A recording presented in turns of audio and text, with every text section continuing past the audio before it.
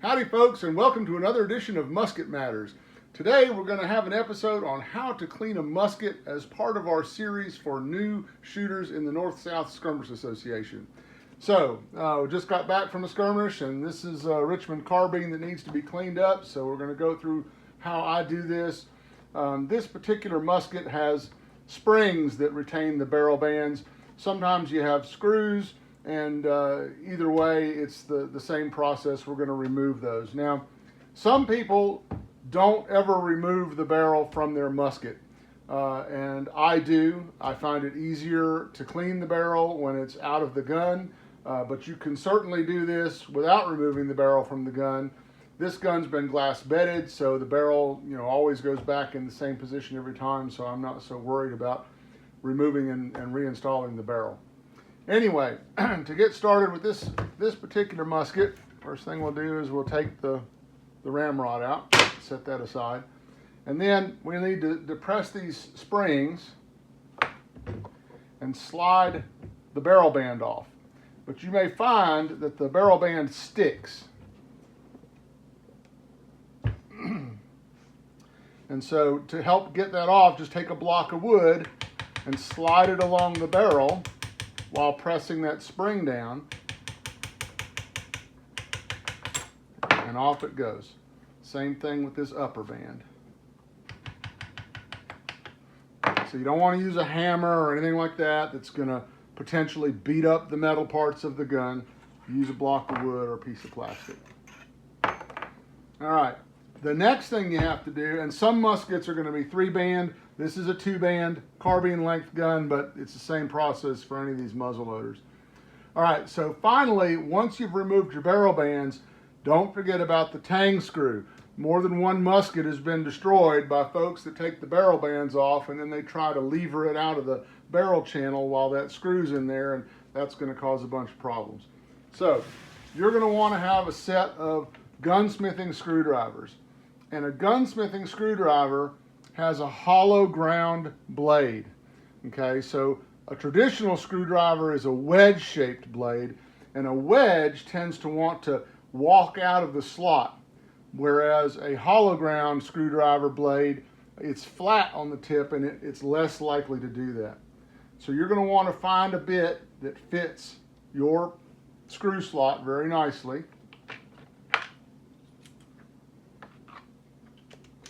And then remove that tang screw. Now, when I'm working with the tang screw, I like to put my thumb right under it so that if I slip out of the screw slot, I don't go chasing across the wood and hurt the wood.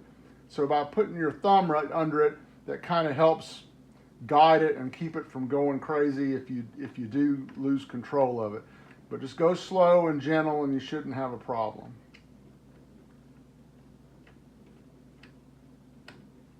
Okay, that's the tang screw. So now you want to move the hammer to half cock, and at this point, oops, lost a spring, that's okay.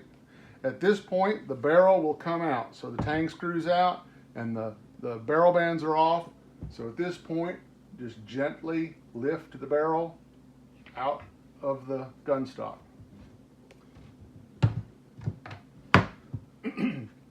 Here's a word here. When you have your hammer at half cock and you've removed the barrel, don't drop the hammer down as if the nipple was there. Because there's no nipple there, the hammer will over travel and it can often gouge the wood. It can't really do it on this particular gun because of the high hump lock plate, but in some muskets, if you drop the hammer without a nipple to stop it, it'll gouge your wood, and so don't drop the hammer. Generally speaking, when you're cleaning these muskets, you don't need to remove the lock plate. Very little powder or fouling should get behind your lock, so there's generally not a reason to remove the lock. So we could clean this without doing that. I'll remove it just to show you guys how to remove a lock, but you generally don't need to do this for basic cleaning. All right, again, you're going to want to use a nice, well-fitting screwdriver blade that fits without a whole lot of play.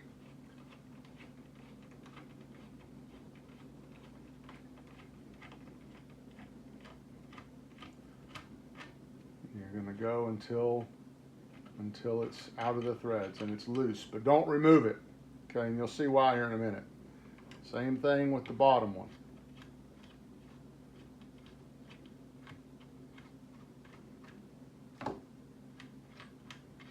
All right, here's a little trick to remove the lock. You'll find a lot of these muskets at gun shows and things where there's big gouges in the wood where somebody didn't know how to remove the lock and they tried to pry it out with something. You don't need to do that. With the lock screws loose, okay, all you gotta do is gently push on them and it'll push the lock right out of the gun. So with the lock out of the gun, you can now just dunk this in the sink and clean it with soapy water. And I guess we'll do that since I've gone ahead and pulled the lock out. But generally, I don't bother this. You can see those internals. That doesn't need to be cleaned. There's no reason to remove the lock. I guess it makes it a little bit easier to scrub the fouling out of the face of the hammer. But anyway, we'll do it since I've gone to the trouble to remove it. If you take the screws out, you'll want to set them in order that they came out. So on a lot of these muskets, those screws are the same, but sometimes they're not. So keep track which one came out of which. All right, at this point we can clean the stock.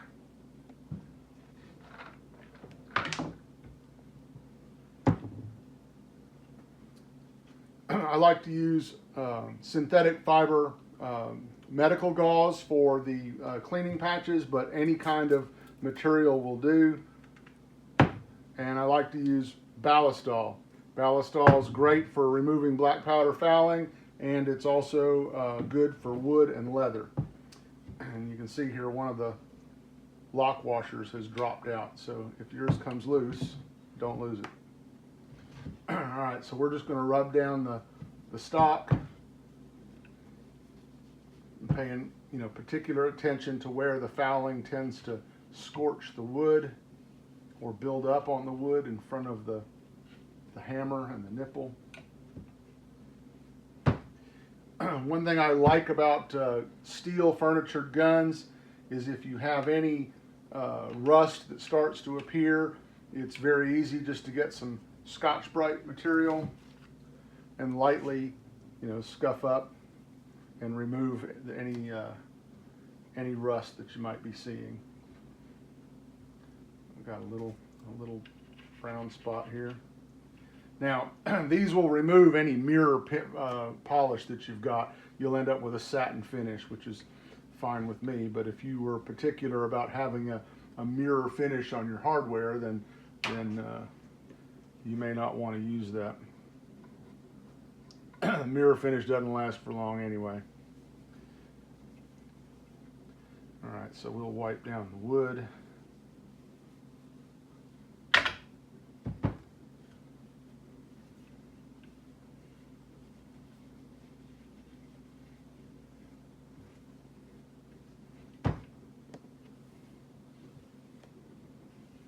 Wipe inside the barrel channel.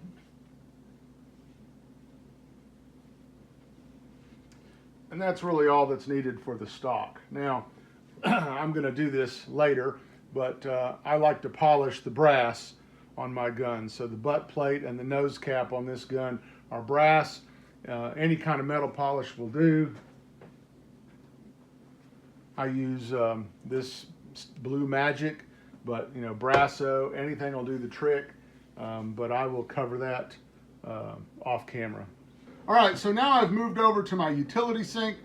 This is one reason why I like to remove the barrel from the gun, because it's easy to submerge the entire breech end of the barrel in your soapy water and just let it soak for a bit to loosen up the deposits that are on that end of the barrel. You don't need scalding hot water. There's a big proponent of folks out in the internet world that, you need to use boiling water. No, you don't. Cold water will do fine. Honestly, you probably don't even need any soap. I just put a squirt of dish soap in there to help make things bubbly when we're scrubbing. So first thing that I like to do is I'll take the breech end of the barrel, and you can see it's all black and nasty from shooting. The nipple is still in the gun, so I do this so I can help. It's holding the nipple for me while I scrub this thing. So just take a scrub brush and do your best to knock the gunk out of the snail and from the nipple, this whole area. Okay. You'll notice that there's still some deposits on here, so this is where some brown scrubby can be useful. And you can find this stuff at the hardware store. Again, you know, if you had a mirror finish on your barrel, you're not going to have a mirror finish when you're all said and done, but I don't really care about that. And you're just, any black specks you're going to get rid of.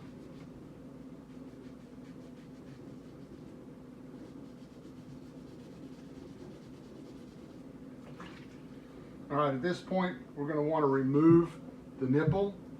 So you're going to want a nipple wrench. Lots of different ones available. I like this one. It's a ratchet with a special socket that's designed to fit a musket cap.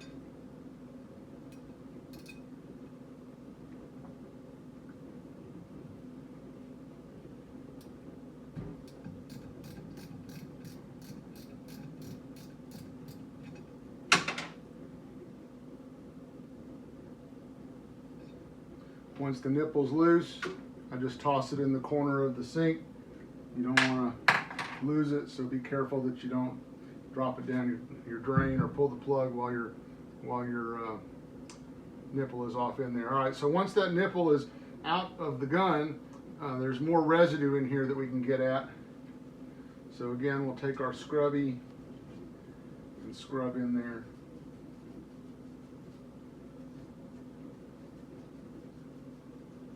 All right, a dental pick can be handy for getting around in the crevices of the snail here.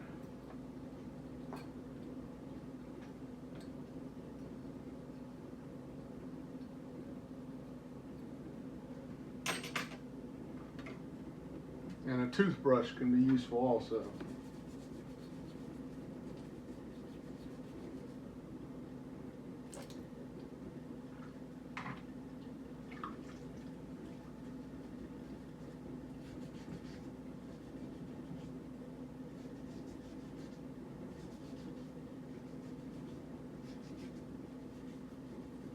Now you'll notice this musket has a clean out screw, but it's generally not necessary to remove it as part of the cleaning because we're going to basically pump the barrel clean, the inside of the barrel, and it's going to blast this fire channel clean. So the next thing we'll do is you'll submerge the breech end of the barrel in the water.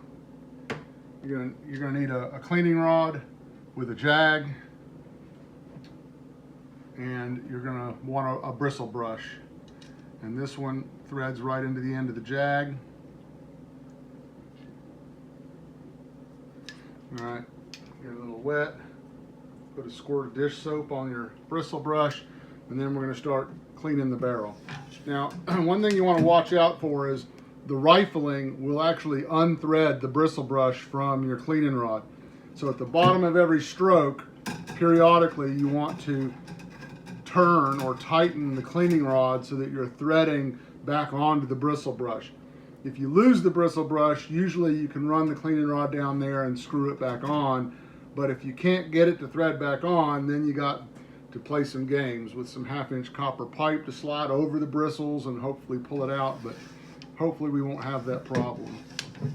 So we're gonna just go back and forth with the cleaning rod and the bristle brush.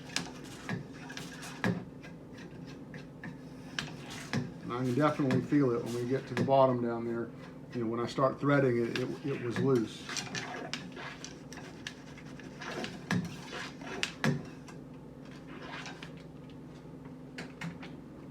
All right, so next we're going to take the bristle brush off of the cleaning rod, and next we're going to use a breech face scraper. So this is just like a giant screwdriver. This is a 58 caliber. It fits this caliber of barrel, and we're going to thread it on there. And all this does is it scrapes any deposits off of the face of the breech. Do you need this? Yeah, you pretty much do. I've tried to get away one time of not cleaning the breech face, and carbon actually built up so far on the breech face and so thick that it actually eclipsed the touch hole. This is something that I do every time I clean the barrel now. And now I don't feel anything in there, and that's because I've gotten good at cleaning these things, but you'll want to do this. All right, after you've cleaned the breech face, you're going to want a cleaning patch.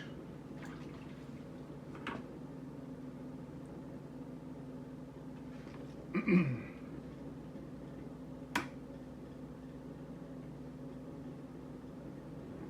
it over the muzzle.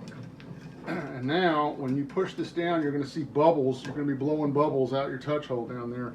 And when you draw this back up, you're pulling water up the barrel. It is actually working like a pump. All right, and so you can drive that thing home, and that water is going to blast out that touch hole. And you're also going to get water squirting out of into your barrel, so watch out for that.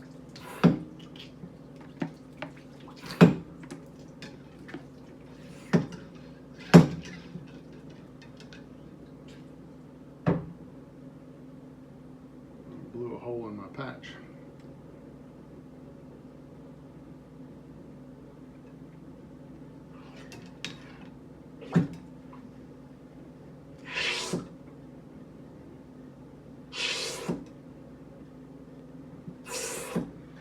The force of that water ripping through that fire channel, it's going to absolutely clean that out.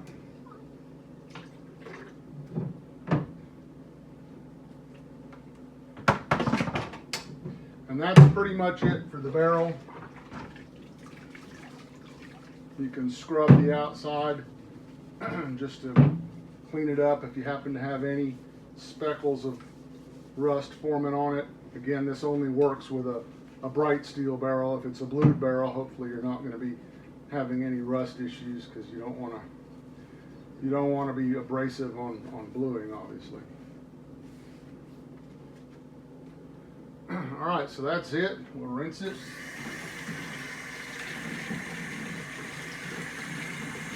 Cover the touch hole with your finger. Run some water down the barrel.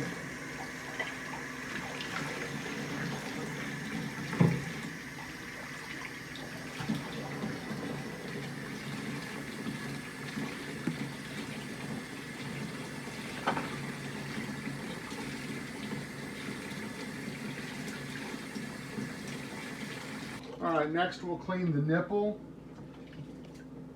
So your nipple's been soaking, so it should be, the gunk should be pretty loosened up. Take your dental pick, clean the shoulders.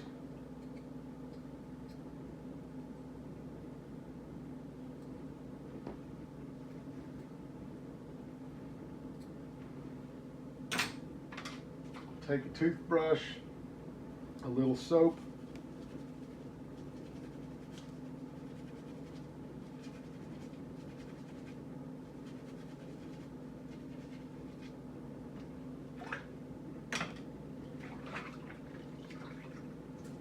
and that's all there is to it for the nipple.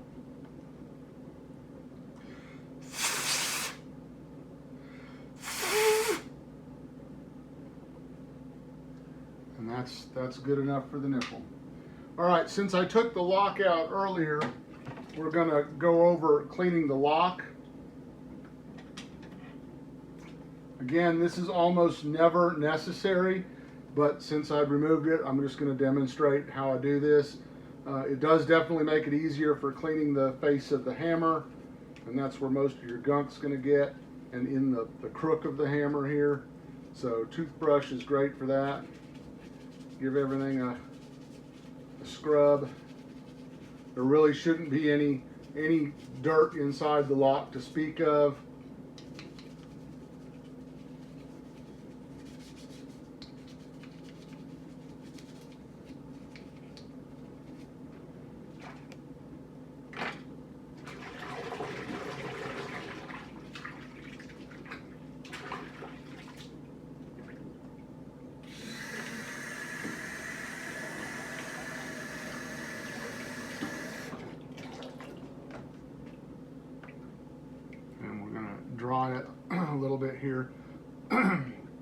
If you don't, we're going to use compressed air to blast this clean, but or blast it dry. But if you don't have compressed air, you're just going to have to be a little bit more meticulous with your towel. All right, so after we're done in the sink, we want to dry out the barrel. Again, I'm going to use compressed air in a minute, but if you don't have it, you'll just have to be more meticulous with doing it by hand. So I'm just getting the bulk of the water out of the barrel right now.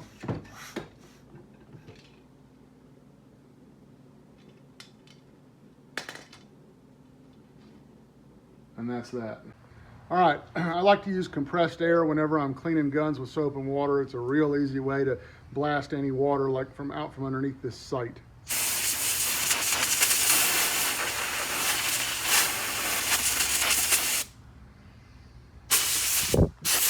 Blast any water out from the breech plug area, and finally down the touch hole.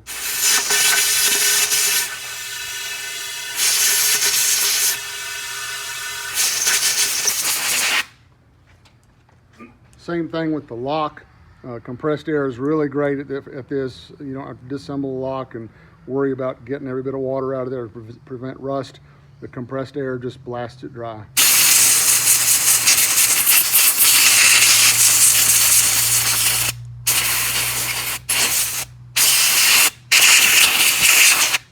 That's it. All right, so now we've done all the cleaning of the pieces. The stock is clean, the barrel's been cleaned and blown out with air, the lock's been cleaned and blown out with air. So at this point, I'm going to clean the bore one last time, and I'm going to use Ballistol. So this will pick up any final bits of gunk that might be left in the barrel, which will be none, but anyway. And it will also coat the barrel with the Ballistol oil.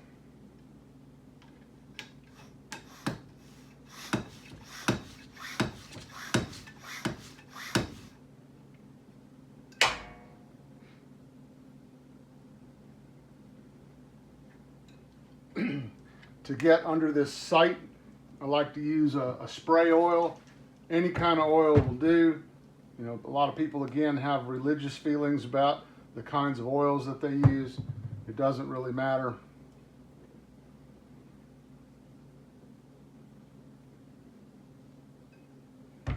All right, so the barrel's rubbed down. Same thing with the lock. I'm going to put some oil on the lock and the spring.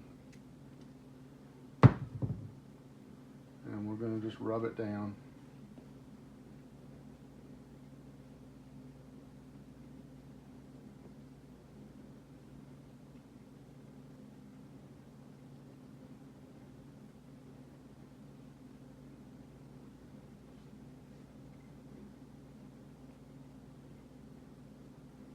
Doesn't need to be dripping with oil. You're just basically protecting it from corrosion. All right, so now the rest of the pieces of the gun, you can wipe them down.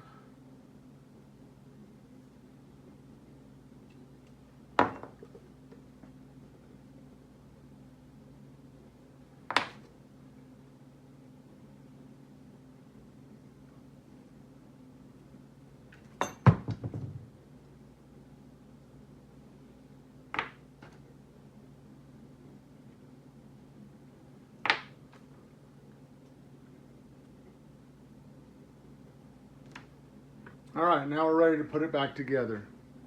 All right, so to start with, we're going to put the lock back in the gun. You want the tail of the sear has to fit down in this slot, and it won't do it if the trigger is laying in the full back position. So just take your pinky and pull the trigger forward, and then take your lock that's still on half cock, and you're just going to gently set it into the mortise in the stock. Okay, once it's back in place, then you can put your lock screws in. You want to start them finger tight.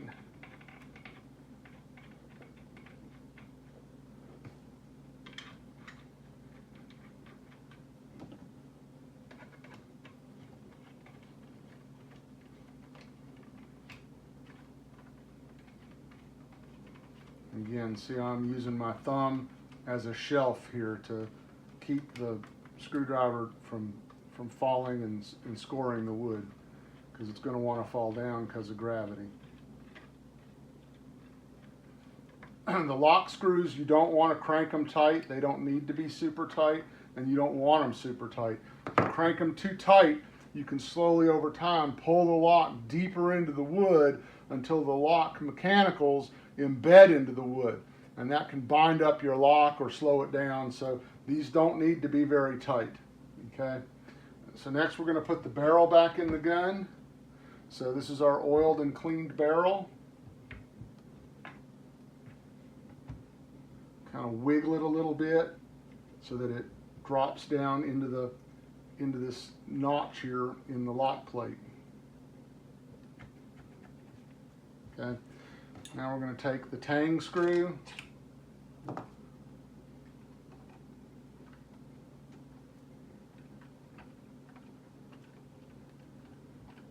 and I don't tighten it at this point. I just don't want it flopping around. Don't want the barrel coming out of there. So it's loose. All right, so then we're going to take our barrel bands. Now on this style of musket, there is a U stamped on the barrel band, and that U means up. So when you can read the U, that's the position of up. Not all barrel bands work that way, so if you've got unmarked barrel bands, you need to pay attention which direction they came off so you can put them back on the same way. All right, so up is that way.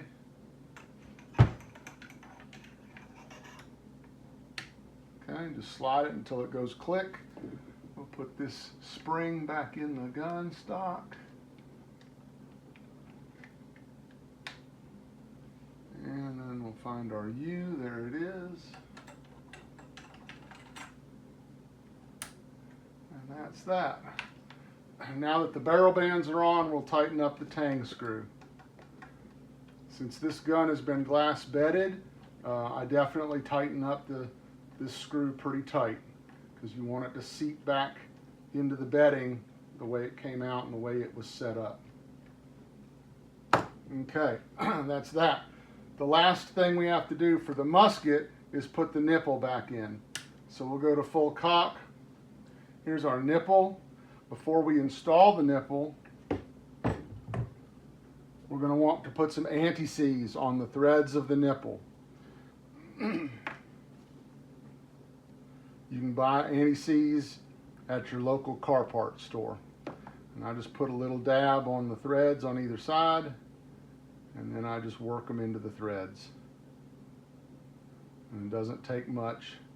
All right, again, you're going to want to start it with your fingers.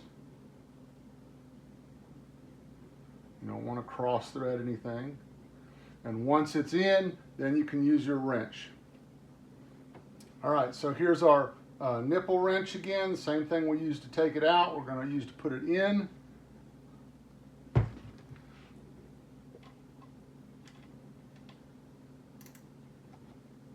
And you just want it snug. You don't have to reef these things in, and you don't want to reef them in. You just want them snug. Once you've snugged it up, you can set your hammer back down on the nipple, and the musket is clean. So the last part we have to clean up is the ramrod. This ramrod is a brass ramrod. A lot of competition shooters like to use a brass ramrod because it's easier on the bore and the rifling. It won't mess up your rifling like the original steel ramrod would. I like to polish all my brass. As I said, I'm going to polish the brass on the gun hardware, and I also like to clean and polish my ramrod. It's not necessary, but it's something that I like to do. All right, here's a little trick for cleaning ramrods. All you need is a cordless drill, and you can very easily clean your ramrod. You want a sponge with a green scrubby. I like to use the pumice hand cleaner. It's got the abrasive in it, and then you just go back and forth.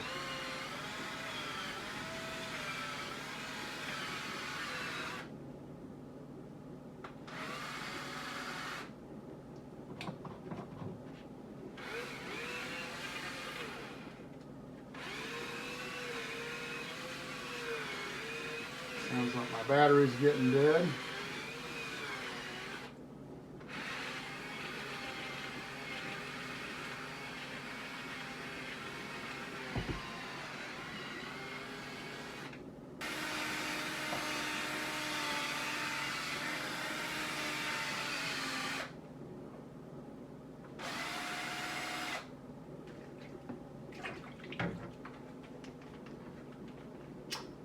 All right, then you got to do the tail end of it by hand. Part that was chucked up in the drill.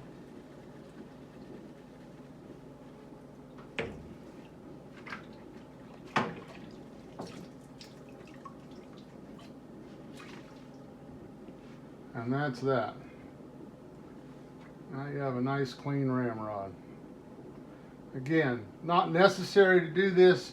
A lot of people prefer the patina on the brass, but I like mine looking military-like, and even though it's not a military correct ramrod, my brass is going to be polished. All right, so off camera you can see I've polished my brass, and so we are, the gun is now finished. We've cleaned our ramrod. We'll put the ramrod back in the gun, and that's it. That is how I clean my muskets in between competitions. Again, it's not a meticulous clean, but it's good enough to get the gun back in service again, and in a couple more weekends it'll be shooting in another skirmish or target practice or something. So that's it in a nutshell. Again, there's a lot of folks that have different opinions on how to clean these things. It's almost a religion to some folks, but it's really not that complicated. You just take it apart or don't take it apart and clean the gun with soapy water and a little bit of oil, and you're good to go. So thanks for watching this episode. If it was useful to you, please click like and subscribe down below, and we'll see you on the next episode. This video is sponsored by Fourth Armory, your source for templates for making historical paper cartridges.